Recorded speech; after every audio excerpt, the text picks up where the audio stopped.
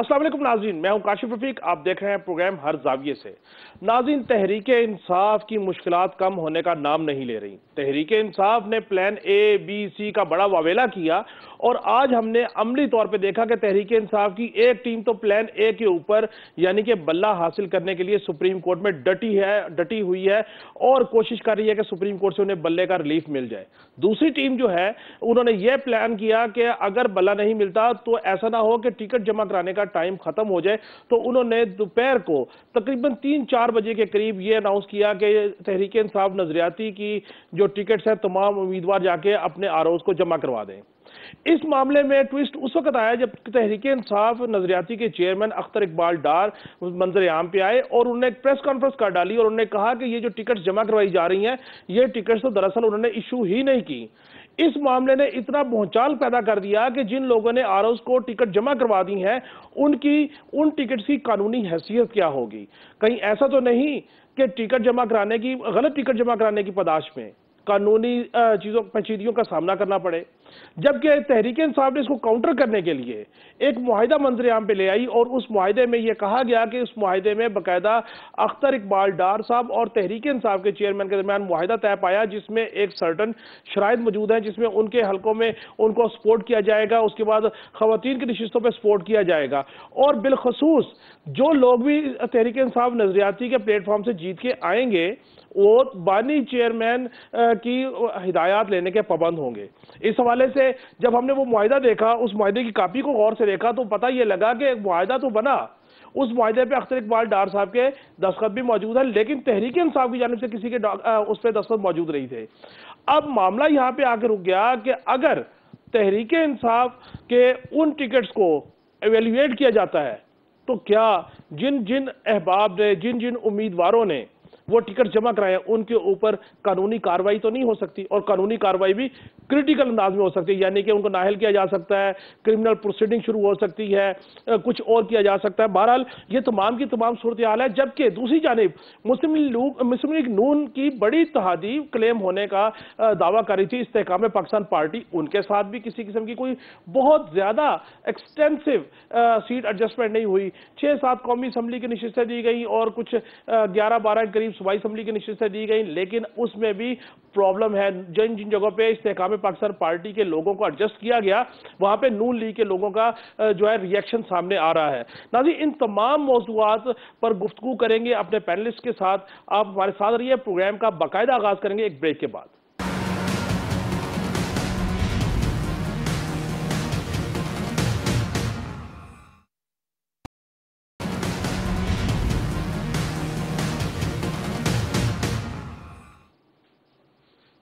Welcome back नाज़रीन। नाज़रीन, गुफ्तगू का आगाज करने से पहले अपने मेहमानों का आपसे तारुफ करवाता चलूँ। डॉक्टर सईद इलाही साहब हमारे साथ होंगे, तजियाकार हैं। बैरिस्टर वकास अब्रेज साहब हमारे साथ होंगे, माहिर कानून है। और अब्दुल्ला हमीद गुल साहब सरबराह नौजवान पाकिस्तान है, हमारे साथ मौजूद होंगे। डॉक्टर सईद इलाही साहब, आपकी तरफ आऊँगा। तहरीक इंसाफ ने अपना प्लान बी सामने रखा और दोपहर की बात है कि उन्होंने कहा कि इस तहरीक इंसाफ नजरियाती जो है उसके प्लेटफॉर्म से टिकटें जमा करवा दी जाए। इसका मतलब है कि उनका प्लान था, उन्होंने टिकट्स वगैरह अरेंज की हुई थी, हर चीज थी, टिकट्स जमा हो गई, अपने लोगों को आगाह कर दिया गया। 7:30 बजे के करीब जो अख्तर इकबाल डार साहब हैं, चेयरमैन तहरीक इंसाफ नजरियाती हैं, उनकी तरफ से एक प्रेस कॉन्फ्रेंस सामने आती है। वो कहती है मैंने तो टिकटें साइन ही नहीं की और ये पता नहीं कैसे टिकटें जमा हो गई, कैसे मेरी पार्टी की टिकट इस्तेमाल कर ली गई। तो ऐसा लगता है कि तहरीक इंसाफ का प्लान बी जो है वो तो बड़े बुरे तरीके से एक्सपोज हो गया, बल्कि उनको और एक्सपोज कर गया और फंसा गया कानूनी तौर पे। क्या कहेंगे सर इस पे? देखिए, पहली बात तो ये है कि पीटीआई के जो इस वक्त जिम्मेदारान हैं वो अपनी तरफ से बड़ी जहानत का मुजाहरा करते हुए प्लान 1, 2, 3 पेश कर रहे हैं, लेकिन दरअसल क्योंकि पार्टी इस वक्त शदीद इंतशार का शिकार है, लीडरशिप सारी या जेल में है या फरार हो चुकी है, और उसके अलावा जो मैदान में लोग हैं उनकी भी वफादारियां मशकूक है। तो जो एक पार्टी को इलेक्शन लड़ने के लिए एक तंजीम की जरूरत होती है, लीडरशिप की जरूरत होती है, वर्कर्स की जरूरत होती है और लीडर्स की जरूरत होती है, वो इस वक्त मौजूद नहीं है, जिसकी वजह से पीटीआई को बहुत शदीद मुश्किलात पेश आ रही हैं और आती रहेंगी। और अभी तो इलेक्शन मुहिम का आगाज होना है, और फिर इलेक्शन मुहिम के बाद इलेक्शन के दिन जो होता है उसमें बहुत ज्यादा मैन पावर, वर्कर्स, ऑर्गेनाइजेशन की जरूरत होती है, क्योंकि पोलिंग एजेंट चाहिए होते हैं। और एक हलके में, पीपी के एक हलके में तकरीबन 200 पोलिंग स्टेशन होते हैं, तो इसका मतलब है 400 के करीब तो पोलिंग एजेंट चाहिए होते हैं, मेल और फीमेल्स। तो मेरा ये ख्याल है कि पीटीआई, क्योंकि कभी उन्होंने अपनी तंजीम साजी पे तवज्जो नहीं दी, और पिछले 4-5 साल में भी आपस में लड़ाई झगड़े की वजह से कोई तंजीम नहीं बन सकी। हुकूमत तो बन गई थी, लेकिन उन्होंने तंजीम साजी नहीं की, और उसमें भी ऐसे लोगों को ओहदे दे दिए गए जिनका वर्कर्स के साथ कोई ताल्लुक नहीं था, जिससे ये जो बॉन्डेज थी वो खत्म हो चुकी है और टूटी हुई है। और इस वक्त अगर कोई भी इलेक्शन लड़ेगा किसी भी निशान से, तो उसके लिए बहुत सी मुश्किलात दरपेश होंगी। डॉक्टर साहब, इसमें भी रोशनी डालिएगा कि जिन लोगों ने टिकट जमा करवा दिए आरओज ऑफिस में जाके तहरीक इंसाफ नजरियाती के प्लेटफॉर्म से, अब उन टिकट्स को अगर चेयरमैन ऑन नहीं कर रहे तो इट मींस वो टिकट बोगस करार हो जाएंगे। तो इस सारे सिनेरियो में वो जो कैंडिडेट हैं, आप क्या समझते हैं वो नाअहल होंगे, उन पे मुकदमात होंगे, उनके खिलाफ लीगल एक्शन होगा? क्या समझते हैं, क्या किस हद तक वो चीज जो है वो इनके लिए परेशान कुन होगी तहरीक इंसाफ के उम्मीदवारों के लिए बिलखसूस? इसमें 3 सूरतें हो सकती हैं। पहली तो ये कि उनके कागजात जो हैं वो मुस्तरद हो जाएंगे, क्योंकि पार्टी के सरबराह ने इनकार कर दिया कि उनके दस्तखत नहीं है। दूसरा ये है कि फौजदारी मुकदमा कायम हो सकता है कि जाली दस्तखत किसने किए हैं, तो वो फोर्जरी में इनके खिलाफ मुकदमात दर्ज होंगे, और फिर उनसे पूछा जाएगा कि ये दस्तखत किसने किए थे। और तीसरा ये कि इस सारी मुश्किल में, इस सारी गेम में असल काम जो है वो उससे फारिग हो जाएंगे, और वो है इलेक्शन। तो उनका इलेक्शन लड़ना ही नामुमकिन हो जाएगा। इसीलिए मैं ये समझता हूं कि ये जो पिछले दिनों में जो भी मराहल गुजरे हैं, हर मरहले में पीटीआई कमजोर भी हुई है और अपने अहदाफ से दूर होती गई है, और बिल आखिर इलेक्शन से भी फारिग हो जाएगी। ठीक हो गया। अब्दुल्ला अमील गुल साहब, आपने भी देखा होगा जो अख्तर इकबाल डार साहब ने प्रेस कॉन्फ्रेंस की और जिस तरीके से पीटीआई ने प्लान बी अपने सामने लाए, टिकट्स के हवाले से गुफ्तगू की, तहरीक इंसाफ नजरियाती के हवाले से बात करें। एक अजीब मामला यह है कि तहरीक इंसाफ इस मामले का दिफा करने के लिए एक मुआहिदा सामने लेके आई। अच्छा, ये मुआहिदा जो सा है ये मेरे सामने मौजूद है। इस मुआहिदे में अख्तर इकबाल डार साहब के सिग्नेचर स्टैम्प मौजूद है, लेकिन इसमें तहरीक इंसाफ की तरफ से किसी किस्म का कोई सिग्नेचर नहीं है किसी का भी, और उसके बाद टिकट जारी कर दिए जाते हैं। सर, ये तो क्लियर कट एक बहुत बड़ा धोखा है इलेक्शन कमीशन के साथ, एक फौजरी है। क्या कहेंगे इस पे सर? नहीं, बहुत शुक्रिया आपका। देखें, जहां तक ताल्लुक है पाकिस्तान के अंदर बकायदा ये क्रिमिनल अफेंस में आता है। आप अगर किसी के साइन करें या आप धोखाधड़ी करें, ये क्रिमिनल अफेंस आता है, यानी कि इसके ऊपर आपके ऊपर जो मुकदमात हैं वो बहुत ही फौजदारी की बनते हैं और सख्त किस्म के मुकदमात बनते हैं, और आप इसके लिए जो है जवाबदेह होते हैं। आज के ही दिन में इलेक्शन कमीशन का मैं आपको सिर्फ बता दूं, क्योंकि मैंने अपनी पार्टी से जो है वो टिकट जारी की है। अभी एक साहब जिनको मैंने भावलपुर से टिकट जारी किया, वो आप अंदाजा करें कि रात को तहरीक इंसाफ ने उनके नाम से ये बता दिया कि जी उन्होंने वो टिकट जारी कर दिया, उनके नाम पे टिकट जारी हो गया। जबकि जब मैंने अच्छा, परेशान हुआ, जब मैंने उससे पूछा आदमी से, तो उसने कहा जी मैंने दरखास्त ही नहीं दी, तो फिर टिकट किस चीज का जारी हुआ, मैंने तो पार्टी नहीं छोड़ी। तो आज अच्छा। वो हमने वो केस भी रखा। दूसरी तरफ यह है कि आज 2-3 जगह ऐसा हुआ कि आरओ साहिबान ने मुझसे पूछा, हालांकि क्योंकि मैं चेयरमैन हूं तहरीक जवानान पाकिस्तान का, लेकिन उसके बावजूद आरओ साहब ने कहा कि जी आप अपना वीडियो पैगाम दें ताकि हमारे रिकॉर्ड में रहे कि ये टिकट आपके दस्तखत से जारी हुए हैं। यानी कि इतनी सख्ती है, स्क्रूटनी है, और उसके ऊपर धोखाधड़ी करना। मेरा ख्याल है कि आज जो हम देख रहे थे सुप्रीम कोर्ट की प्रोसीडिंग्स को, या इससे पहले जो हमने पिछले 2-1 दिन के अंदर मुलाहिजा किया, वो तमाम का तमाम जो हाउस ऑफ कार्ड्स की तरह जो है ये बिखरते जा रहे हैं। नतीजा ये निकल रहा है कि ये पार्टियां जब आती हैं हुकूमत के अंदर, जाहिर है इसमें मजबूती आती है और बहुत सारे लोग इनसे मुंसलिक हो जाते हैं, ये तमाम पार्टियों की बात है। लेकिन जब ये पार्टियां जो है वो इक़्तिदार से बाहर होती हैं तो ये इंतशार का शिकार होती ही हैं। लेकिन इस बार मामला कुछ और था। इस बार मामला था 9 मई के वाक़यात, जो तारीख के अंदर पाकिस्तान की तो है ही नहीं, लेकिन इससे पहले दुनिया में भी आपको कोई ऐसा वाक़या मेरी नज़र से नहीं गुजरा। अब ऐसे लोगों को जब रियासत हरकत में आई और रियासत ने जो है कहा कि जी ये तो जुल्म है, क्योंकि इस तरह से तो हर कोई जो है वो उठ के रियासत के ऊपर जो है वो आवाजें कसना शुरू होगा, तो उसके ऊपर जब उनके ऊपर जरा सख्त रवैया इख्तियार किया गया और कानूनी जो नुकात थे उनको सामने लाया गया, तो तहरीक इंसाफ के अंदर जो था वो इंतशार वो बढ़ता चला गया। नतीजा ये निकल रहा है कि उनका ना प्लान ए कामयाब हो रहा है, ना बी कामयाब हो रहा है, और जो बज़ाहिरन जो फिलहाल नजर आ रहा है, जो कि सुप्रीम कोर्ट के अंदर बड़ा वाज़े, जो किसी एक सवाल का कोई जवाब नहीं था, यानी कि वो लोग जिन्होंने कहा कि जी हम दोहा से आए हैं, उन्होंने कहा कि जी 50,000 रुपया आपने जमा कराया या नहीं कराया, चमकनी के अंदर आपने जो है वो क्यों करवाया, आपने पार्टी का इलेक्शन, पार्टी के लोगों को क्यों नहीं बुलाया गया, अकबर एस बाबर के हवाले से बातचीत हुई,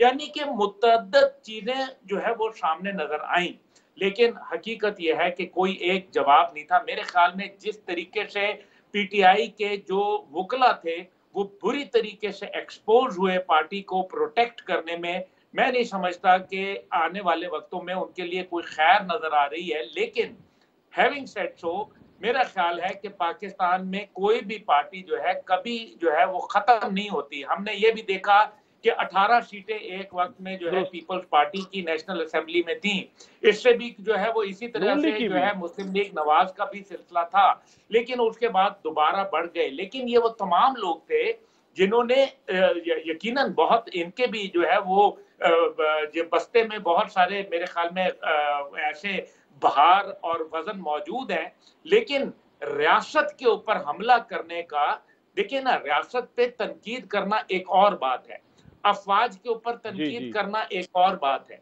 लेकिन एक मुहज्जब दायरे में रह के। लेकिन अगर आप जो है उनके ऊपर हमले करेंगे, आपका मामला जो था वो सियासतदानों के साथ था, सियासतदानों के जगह पे आपने जाके जीएचक्यू को जो है वो तोड़ना शुरू कर दिया, कायदे-आज़म का घर जलाना शुरू कर दिया, एयरबेस को जलाना शुरू कर दिया। ये कौन सी मंतक थी? इसलिए मैं ये समझता हूँ कि जो इलेक्शन कमीशन के हवाले से जो मामला चल रहे हैं, मुझे पीटीआई का जो इस टाइम पे अगर आजाद लड़ेंगे तो नतीजा ये होगा कि आजाद के अंदर उनके मुश्किलात में इजाफा बढ़ता चला जाएगा, और जो थोड़ा बहुत उनके अंदर इत्तेहाद है या उम्मीद की किरण है कुछ लोगों के अंदर, वो भी टूट जाएगी।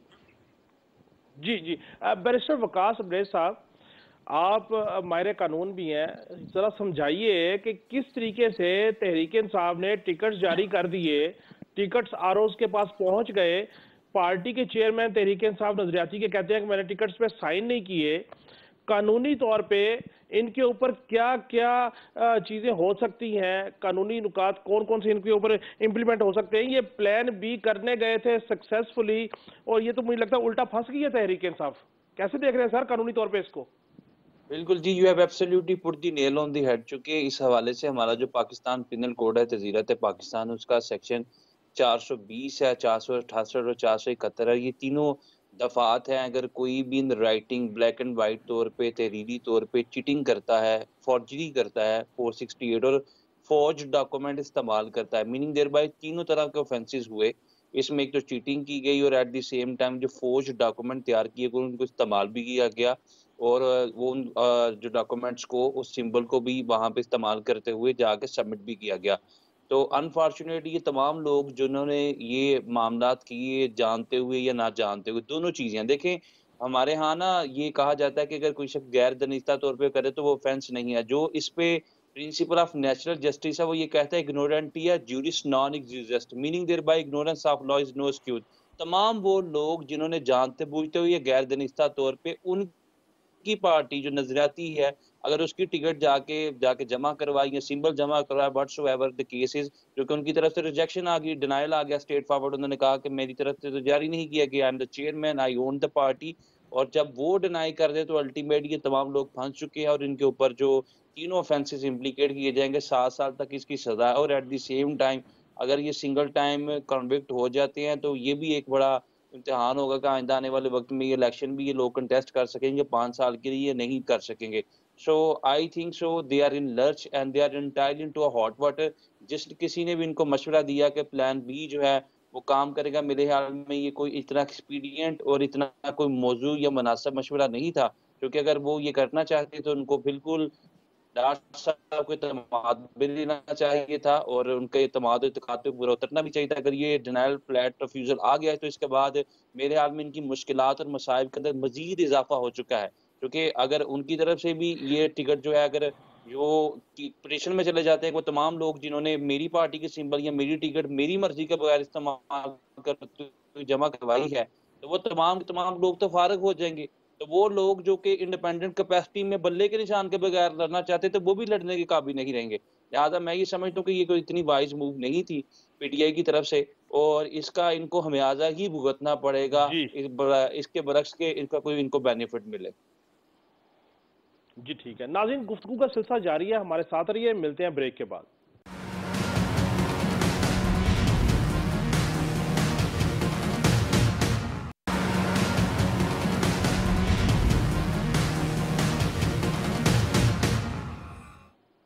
वेलकम बैक नाज़रीन। डॉक्टर सईद इलाही साहब, कल सारा दिन हमने देखा कि 5-6 घंटे कल समाअत चली सुप्रीम कोर्ट में, जो इंट्रा पार्टी इलेक्शन की अपील इलेक्शन कमीशन लेके गया था।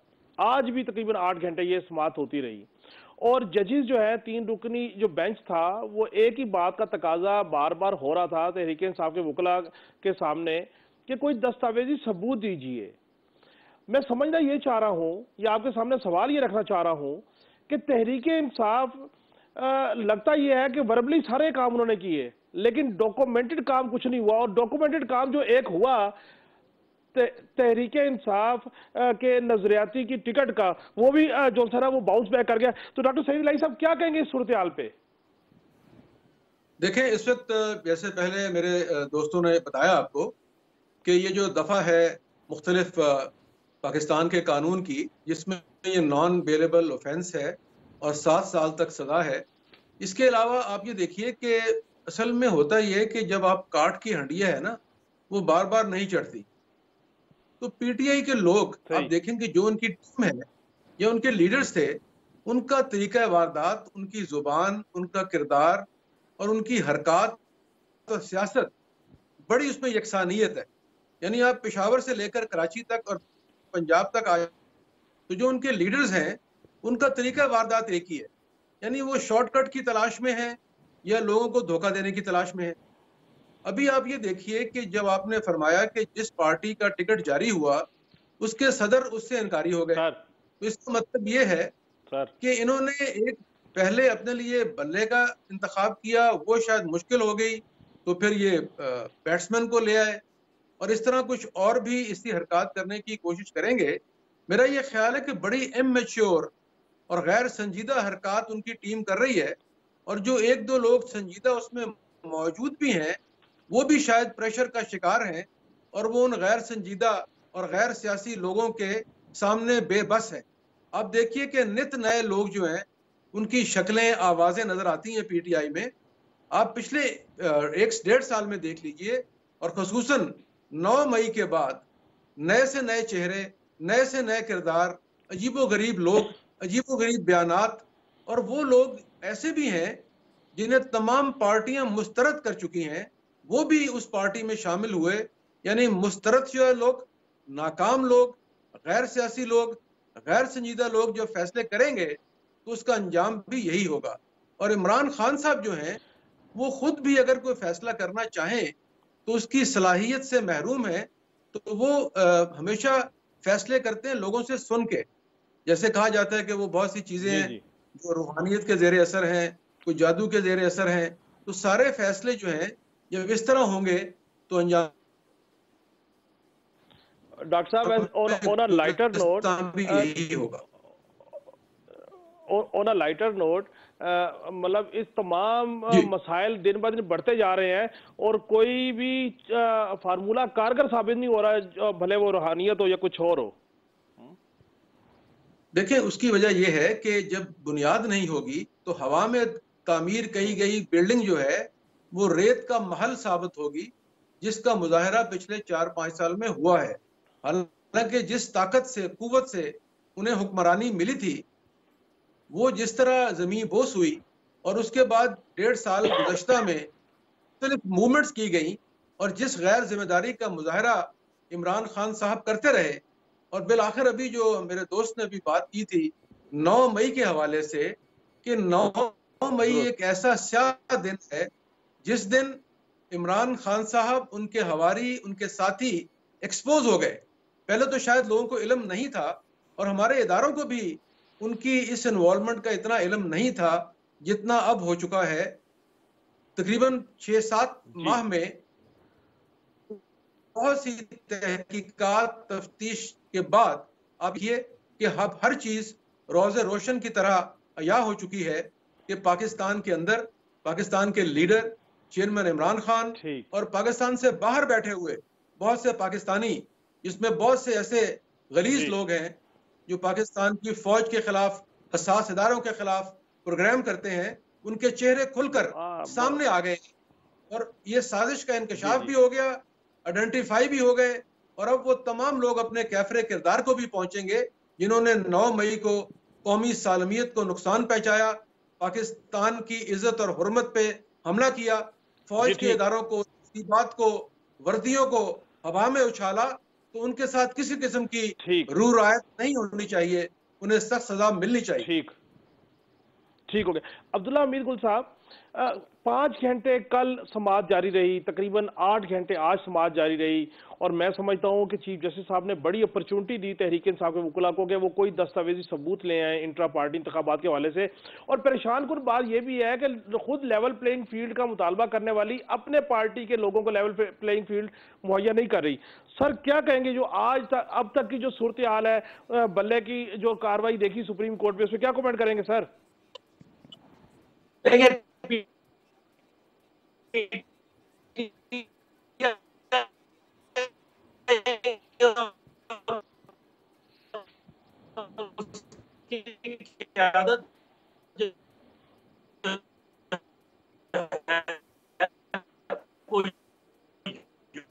अब्दुल्ला साहब मैं आपकी तरफ दोबारा आता हूँ, शायद कोई इंटरप्शन आ रही है।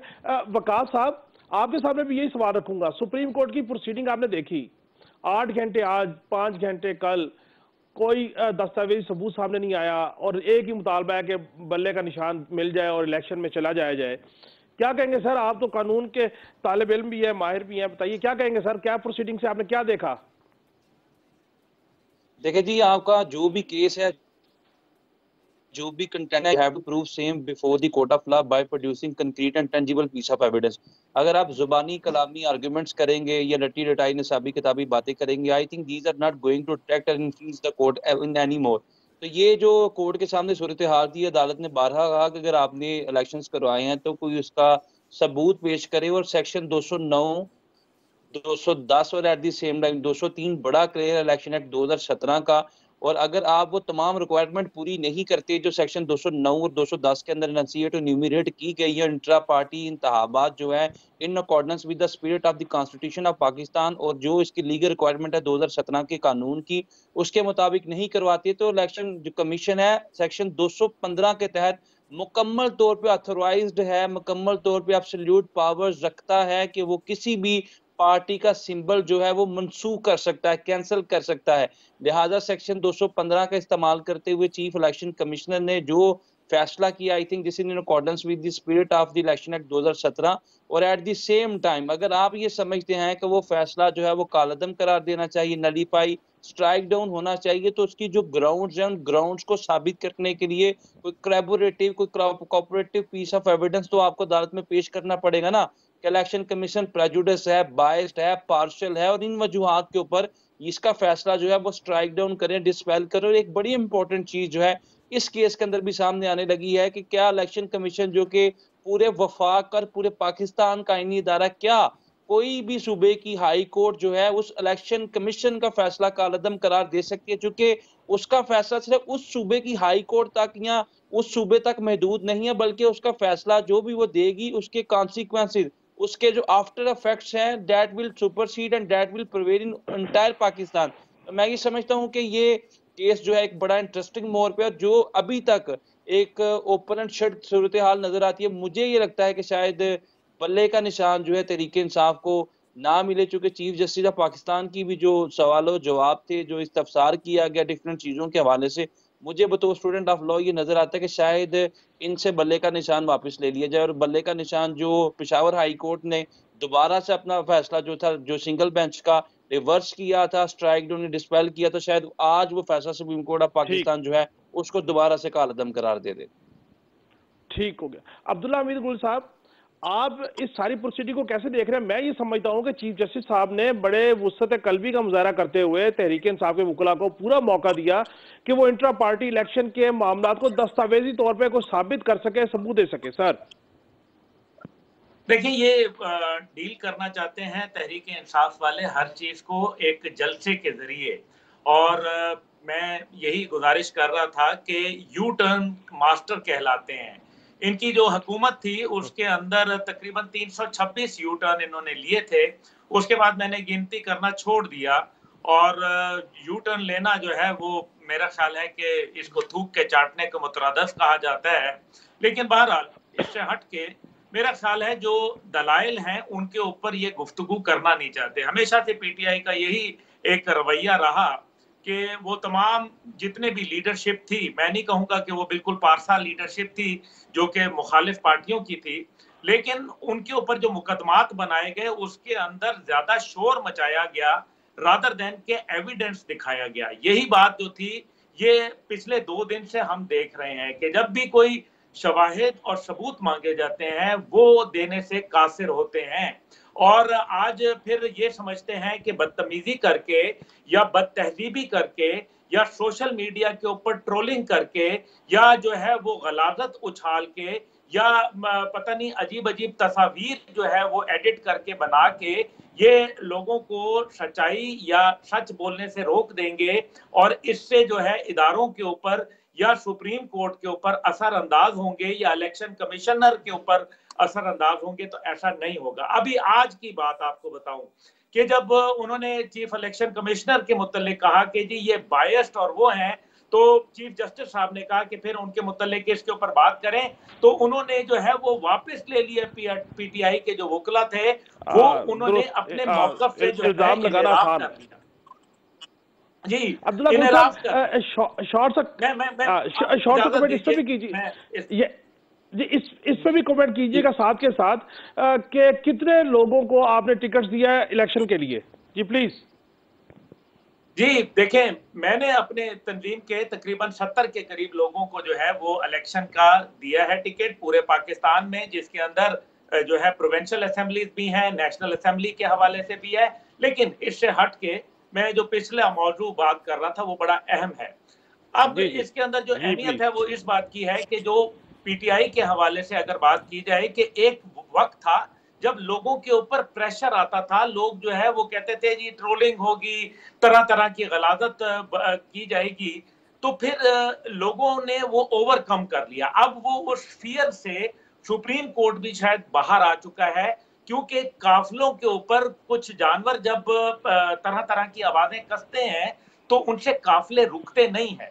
अब जो मैं आपको अपने तंजीम के हवाले से बता दूं कि अभी हमने जो है वो कल प्रेस कॉन्फ्रेंस की है इजाजुल हक साहब के साथ, और कौमी यकजहती इत्तेहाद जो है वो बनाया है। उस इत्तेहाद के अंदर काफी सारी वो जमातें जो कि दीनी तौर पे भी पहचानी जाती हैं और सियासी तौर पे भी पहचानी जाती हैं। हमारी जीडीए से भी बातचीत चल रही है, हमारी जो है वो इसी तरीके से दीगर JUIF के साथ भी अपना एस के साथ भी बातचीत चल रही है, और उन्होंने आज हमारे साथ शमूलियत का ऐलान भी किया है। इसी तरीके से मरकजी मुस्लिम लीग है, दीगर जमातें हैं। तो हम ये अपना काम कर रहे हैं, और मेरे ख्याल में एक नई जो शराजा बंदी है उसकी वक्त का तकाजा भी है और कौम को जरूरत भी। ठीक हो गया। बहुत बहुत शुक्रिया अब्दुल्ला हमीद गुल साहब, आप हमारे साथ हैं। डॉक्टर सईद इलाही साहब, आपका भी शुक्रिया। बैरिस्टर वकास साहब, आपका भी शुक्रिया। नाज़रीन, प्रोग्राम के अगले हिस्से में हम गुफ्तगू करेंगे इस्तेहकाम पाकिस्तान पार्टी के तर्जुमान फयाजुल हसन चौहान से, और उनसे पूछेंगे कि उनकी और नून लीग के मामला किस हद तक तय हुए, नहीं हुए तो क्यों नहीं तय हुए। हमारे साथ रहिए, मिलते हैं ब्रेक के बाद।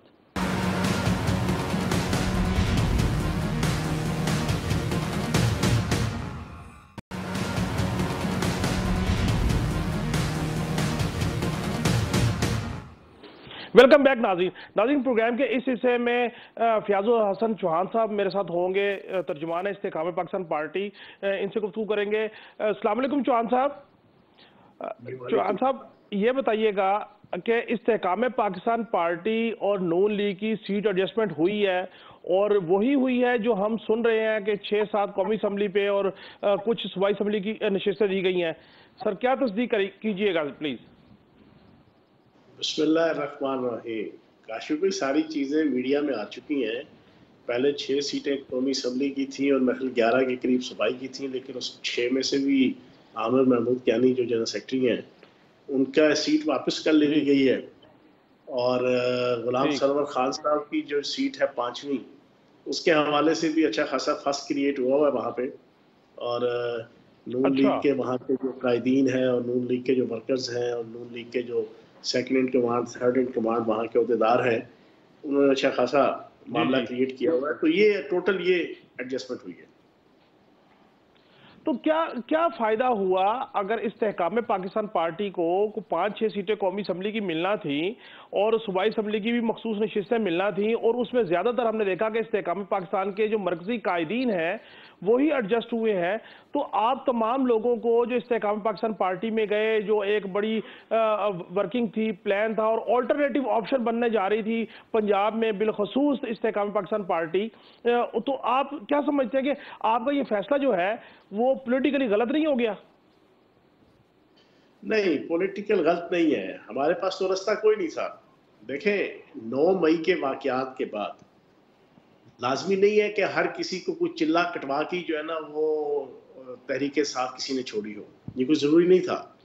अब मेरे सामने 7वें दिन जेल के अंदर मेरे बड़े भाई हैं ब्रिगेडियर रियाज साहब, वो आते हैं और वो आके कुछ हकायक मेरे सामने रखते हैं पार्टी की लीडरशिप के हवाले से और पार्टी के हवाले से, और जो तहरीक फसाद फिल अर्ज चल रही थी पिछले 1 साल से, उसके हवाले से। और जो हल्की फुल्की मुझे आखिरी 2-3 महीनों के अंदर चीज़ें समझ आना शुरू हो गई थी, और स्पेशली आखिरी 15-20-30 दिनों में तो कुछ ज़्यादा ही समझ आ गई थी। तो वो चीज़ें समझ आने के बाद, और 9 मई का वाकया हो चुका था, तो उसके बाद हमारे लिए डिसीजन लेना आसान था कि यार अब कोई रास्ता नहीं है कि हम पाकिस्तान के अंदर पीसफुली पॉलिटिक्स कर सकें, क्योंकि रियासत से टकराव के बाद, रियासती अदारों से टकराव के बाद ये चीज़ पॉसिबल नहीं थी। तो हमने एक रास्ता इख्तियार किया कि जितनी इस्तेहकाम पाकिस्तान पार्टी के 99% जो अफराद हैं, उन्होंने तहरीके इंसाफ में अपने 5 साल से लेके 22-22, 26-26 साल जो लगाए हुए थे, मैंने 17 साल एक अजीमत का दौर गुजारा है, कुर्बानियों का दौर गुजारा है, पर्चे झीले हैं, मारे खाई हैं, हर किस्म की जनाब मुश्किलात का सामना किया। अब हम क्या सियासत छोड़ देते? क्या हम एक शख्स साबिक चेयरमैन तहरीके इंसाफ की नरगसियत के ऊपर मबनी, इंतहा पसंदी के ऊपर मबनी, मैं ना मानू के ऊपर मबनी जो सियासत है, जिसने रियासत को नुकसान पहुंचाया और 9 मई के एक अलमनाक दर्दनाक वाकयात हुए, तो क्या उसकी बुनियाद पे हम अपनी सियासत को जनाब खुडे लाइन लगा देते? हमने ये फैसला किया कि हम एक नए प्लेटफॉर्म से पाकिस्तान की सियासत के अंदर अपना किरदार अदा करें। हम कोई इलेक्टेड MNA MPA सेंटर नहीं थे कि हम उस छोड़ के अगर इधर आते तो हम कोई लोटे गिरदाने जाते, या हम कोई हॉर्स ट्रेडिंग के जुमरे में आते, या हम 62F1 के जुमरे में आते। हम उन सारी चीजों से पाक थे, क्योंकि हम आजाद थे, इलेक्टेड नहीं थे, ना इलेक्टेड MNA थे, ना इलेक्टेड MPA थे। तो हमने ये तय किया कि एक ग्रेसफुली तरीके से एक नई पार्टी बनाई जाए। हमने नई पार्टी बनाई। अब आपका ये कहना कि 6 सीटें कौमी की या चंद सूबाई की, मैं आपको काशिफ भाई बताऊं और आपके प्रोग्राम के जरिए से पूरी पाकिस्तानी कौम को, जनाबे वाला 1996-97 में जब पार्टी बनी तो 2002 का पहला इलेक्शन हुआ, 1997 का पहला इलेक्शन हुआ तो 1 सीट नहीं मिली थी जनाब तहरीक इंसाफ को। आपके साबिक चेयरमैन तहरीक इंसाफ के इलेक्शन हार गए थे, फिर दूसरा इलेक्शन हुआ 2002 में, सिंपल एक सीट मिली थी साबिक चेयरमैन तहरीक इंसाफ को, सारे के सारों की जमानतें जब्त हो गई थी। 2008 का इलेक्शन ही नहीं लड़ा। कहने का मकसद ये है कि हम तो जनाब पहला इलेक्शन लड़ रहे हैं, टोटल 3 महीने हमारी उम्र है, हमारा जो रजिस्ट्रेशन के बाद बल्कि 2 महीने उम्र है रजिस्ट्रेशन के बाद हमारी। अब इस 2 महीने की पॉलिटिकल पार्टी अगर 2, 4, 5, 6 कौमी की या सूबाई के अंदर आती है तो कोई इतनी बुरा भी जना मैं ये समझता हूँ कि एक्सपीरियंस नहीं होगा। फयाजुल हसन चौहान साहब, आप खुद इलेक्शन लड़ेंगे? नहीं, मैं नहीं लड़ रहा। अब आप अगला सवाल पूछते हैं, क्या वजह? वजह बता दीजिए। जी सर, बुनियादी तौर मैं बताता हूँ, 3 वजूहात हैं। बुनियादी तौर पर इलेक्शन कमीशन ने जब नवंबर के 1 दिसंबर को हदबंदियां फाइनल की, तो मैंने जो 22 साल इलेक्शन की सियासत की पिंडी में अपने हलके में, वो हल्का 75% जनाब तोड़ दिया गया। 25% वो हल्का मेरा बाकी मिला मुझे, 75% नया इलाका शामिल कर दिया गया, जहां पे मेरी बरादरियों धड़ों के हवाले से और जो वोट पॉकेट्स होते हैं मेरी उनके साथ उस अंदाज से जनाब रिलेशनशिप नहीं था। मेरा सारे का सारा हल्का टूट गया, सिर्फ 25% हल्का रहा। मैंने उस वक्त ही ज़हनी तौर पे तैयार कर लिया था अपने आप को कि यार ये इलेक्शन अब की बार ये इम्पॉसिबल होगा, मुश्किलात का सामना करना पड़ेगा। लेकिन साथ ही जनाब एक आवाज चल पड़ी कि सीट एडजस्टमेंट हो रही है नून लीग के साथ। मैंने उसके बाद चीजों को थोड़ा सा फैसला करने के हवाले से खामोश हो गया। हम देखने लगे कि अब क्या सूरत हाल होती है। अब सीट एडजस्टमेंट के हवाले से मुस्लिम लीग नून के और फिर मेरे अपने जो मेरे साथ पीटीआई का जो 100 में से 25 धड़े थे और बरादरियां थी, और जो मेरा 25% एरिया जो शामिल था उनमें से अच्छी खासी तादाद साथ थी। हमने कहा चलो देखते हैं क्या हालात बनते हैं, क्योंकि ये एक रियलिटी है कि पूरे पाकिस्तान खुसूसन पंजाब के अंदर सिर्फ 2 पॉलिटिकल पार्टीज की जना तंजीमें ग्रास रूट लेवल पे मौजूद हैं, एक नून लीग की और एक पीटीआई की। ये तो हकीकत है, इसमें तो कोई जना दो आरा नहीं है। हम तो आईपीपी में टोटल 2 महीने की पार्टी है, 3 महीने की। तो जब सीट एडजस्टमेंट नहीं हुई मेरी सीट पे, तो मैंने ये फैसला किया कि 2 वजूहात ये हो गई। तीसरी वजह जो मेरी नजरियाती वजह है कि मैं 7-8 महीने से फ्रंट फुट पे साबिक चेयरमैन तहरीक इंसाफ की उन मुल्क दुश्मन पॉलिसीज के ऊपर और तहरीक फसाद फिल अर्ज के ऊपर मीडिया के अंदर और पब्लिक के अंदर फ्रंट फुट पे खेल रहा हूं। मैं कोई ऐसा पॉलिटिकल फैसला नहीं करना चाहता कि जिसका फायदा पीटीआई को हो और नुकसान जो है वो उस फितरे को खत्म करने के लिए जो तहरीक फसाद फिल अर्ज का फितना इस वक्त अपने मंतकी अंजाम तक पहुंच रहा है।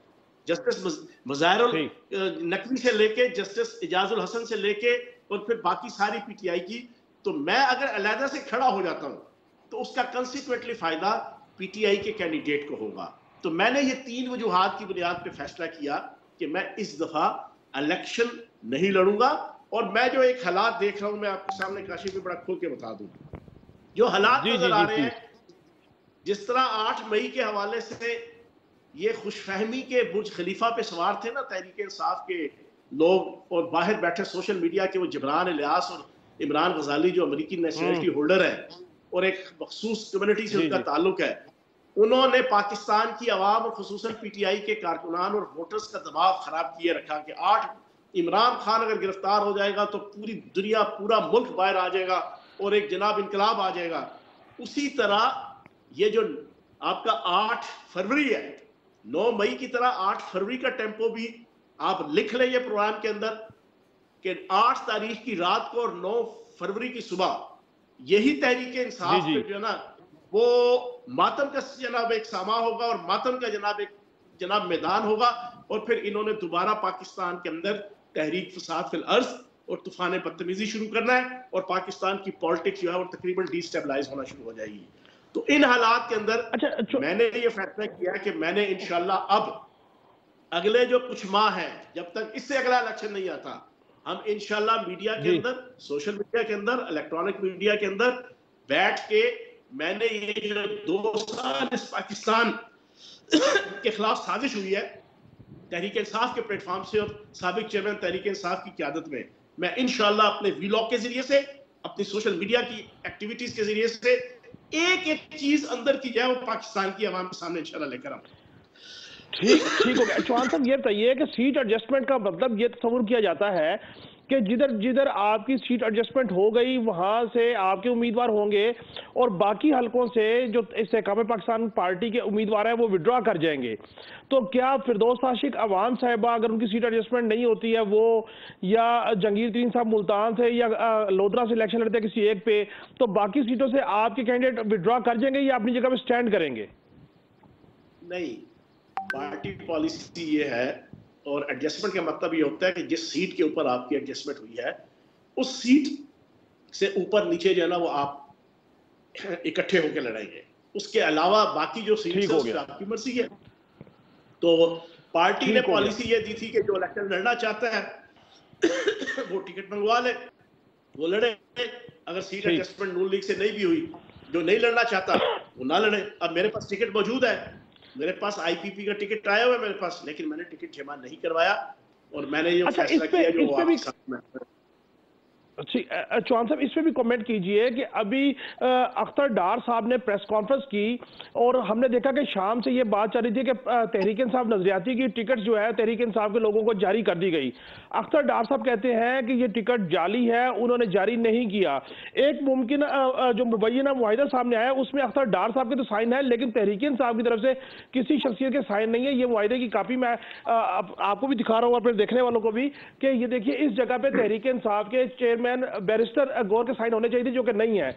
मुझे यह बताइए कि ये जो टिकटें इन्होंने जारी की और आरओज में ऑफिस में जमा करवाने के लिए चले गए, इसके ऊपर क्या कमेंट करेंगे सर? ये तो बहुत बड़ा एक फ्रॉड है, फौजरी है सर। पाकिस्तान के अंदर पिछले 2 साल से खसूसन और उससे पहले पिछले 10-12 साल से अमूमन तहरीक इंसाफ के प्लेटफॉर्म से इसकी सोशल मीडिया टीम खसूसन पिछले 2 साल से गैर मुल्की ताकतों की एजेंसियों, मुल्क दुश्मन एजेंसियों की कोलैबोरेशन के साथ, कोऑर्डिनेशन के साथ, बाहमी तावन के साथ झूठ, फ्रॉड, फरेब, धोखा और जनाब फौजरी के जरिए से उन्होंने पाकिस्तान की फौज, पाकिस्तान की आईएसआई, पाकिस्तान की अदालतें, पाकिस्तान के सियासतदानों और पाकिस्तान में अपने मुखालफीन के हवाले से जो तूफान बदतमीजी मचाया है वो बच्चे बच्चे को मिल रहा है। झूठी पोस्टें, झूठे दावे, झूठे नारे, झूठे जनाब इंफॉर्मेशन एग्जैक्ट इसी तरह ये आपके सामने आ गई। मैं आपके सामने एक चीज रखूंगा। अच्छा चौहान साहब, इलेक्शन एक्ट 2017 की मुझे कोई चीज बता दें जिसके अंदर ये लिखा हो कि 2 पॉलिटिकल पार्टीज आपस में मुआहिदा करके एक दूसरे का इंतखाबी निशान इस्तेमाल कर सकती हो। मुझे बता दे यार, मैं भी थोड़ा बहुत पढ़ा हुआ हूँ, तो 2 मास्टर किए हुए मैंने, मुझे थोड़ा सा 44 साल का सियासी जनाब एक तजर्बा है, 22-25 साल का इलेक्शन की सियासत का तजर्बा है। मुझे कोई समझा दे, इनके जो बड़े बड़े वकील नन्हे खान फतेह खान के एक्सपोज होते रहे पिछले 20-25 दिनों में सुप्रीम कोर्ट में, इनसे कोई पूछे कि यार मुझे इलेक्शन एक्ट के तहत 2017 के सारे जो इलेक्शन के कानून है ना वो 2017 में क्लब करके जनाब एक इलेक्शन एक्ट 2017 बना दिया गया था। मुझे उसमें कोई बता दे कि ये लिखा है कि 2 पॉलिटिकल पार्टीज आपस में इंटरचेंज कर सकती है। पहली चीज ठीक हो गया। चौहान साहब सिर्फ मुझे एक शॉर्ट सा कमेंट इस पे चाहिए। बतौर पॉलिटिकल वर्कर आप क्या देख रहे हैं कि तहरीक इंसाफ बल्ले पे या बल्ले के बगैर इलेक्शन में उतरती है, तो तहरीक इंसाफ कौमी असेंबली की कितनी नशिस्त ले पाएगी? 20 सीटें, ये लिख लीजिएगा। सॉरी, 20 सीटें, वो भी 20 वो आएंगे, सुन ले, ये ब्रेकिंग सुन ले 20 जी वो भी 20 वो आएंगे जो कमिटमेंट करके आएंगे कि आने के बाद। ओके, ठीक हो गया वो चले जाएंगे। ठीक हो गया। बहुत बहुत शुक्रिया फयाजुल हसन चौहान साहब, आपने अच्छी प्रोडिक्शन हमें दी। नाज़रीन, प्रोग्राम आपने देखा। मेरी सिर्फ आपसे एक दरख्वास्त है, तनकीद कीजिए दलील के साथ, तमीज़ के साथ, इसलिए कि कल जब आप पे कोई तनकीद करेगा तो वो भी दलील और तमीज़ के दायरे में रह के करेगा। फिर मुलाकात होगी। अल्लाह हाफिज़।